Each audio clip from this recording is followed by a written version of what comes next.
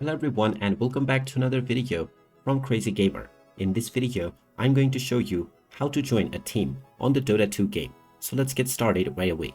First of all, open up the Dota 2 game on your device, and once you open it up, you will be taken into the main menu. Now from this menu, you will see your friends section at the left side.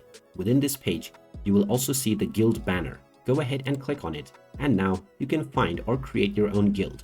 Go ahead and click on it, whichever option you wish to use. And now you will see various different guilds of players that you can join. Check the member count, and if it is not already full, then you can simply click on it. And now you can click on join guild. Once you click on this option, you will join the guild right away.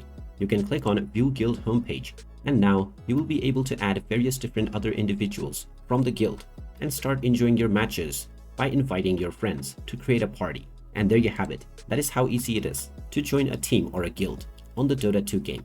If you find this video helpful, make sure you hit that like button and subscribe to our channel if you haven't done so already.